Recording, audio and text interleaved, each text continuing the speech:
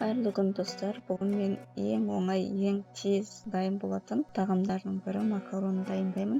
Видеоның соңына дейін қараңыздар. Ең алдымен көкөністерімізді жуып, тазалап, турап аламыз. Оның ішінде пияз, болгарский перец, сәбіз, чеснок және картопты ашып, дайындап турап қоямыз. Және де етімізді кез келген ет қолдансаңыздар болады. Тауықтың еті, сиырдың еті, қойдың еті, даже етсіз де істесеңіздер де болады. Осылардың бәрін турап дайындап аламыз. Және томатный паста керек болады.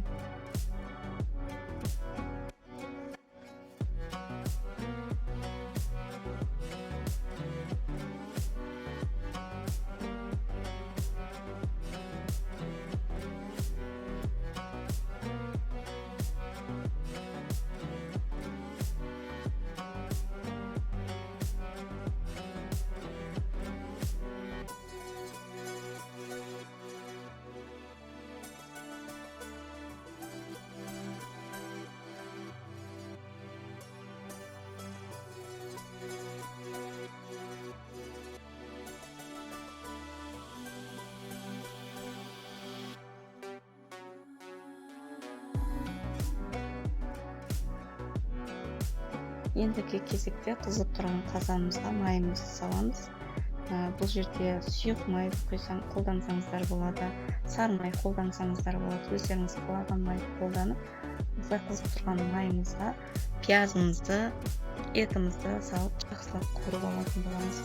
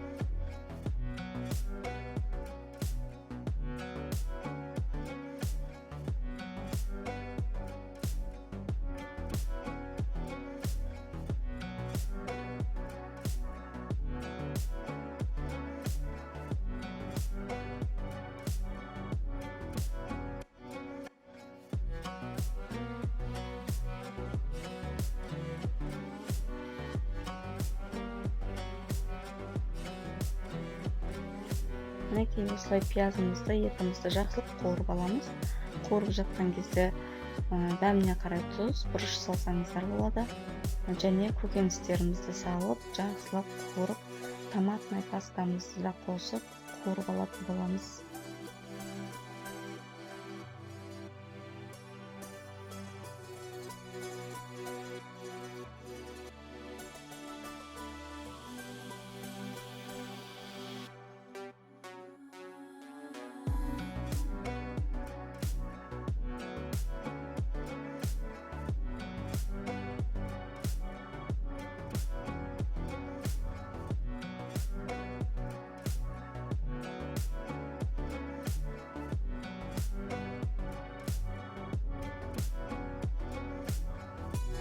Барлығы қуырылып болғаннан кейін суымызды құйып, суымызды қайнағанша қойып, кейін жай отта кішкене қайнатып аламыз. Бір 15-20 минуттай қайнатып алатын боламыз. Қазанымыз 15-20 минут қайнағаннан кейін макаронымызды саламыз. Макаронымызды салған кезде суымыз макаронды жауып тұру керек болады.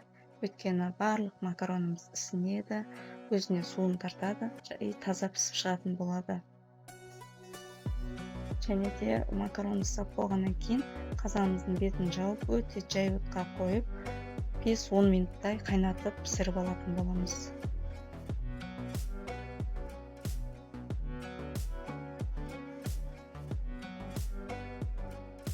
Мінекей макаронымызды дайын болды. Өте керемет, өте дәмді, езілмей, күшті болып пісті. Сіздер де жасап көріңіздер. Кез келген уақытта тез дайын болатын тағамның бірі. Мен видеоларым ұнап жатса лайк басып, комментарияға сұрақтарыңызды қоя кетіңіздер. Каналыма тіркеліп алуды ұмытпаңыздар. Ас болсын.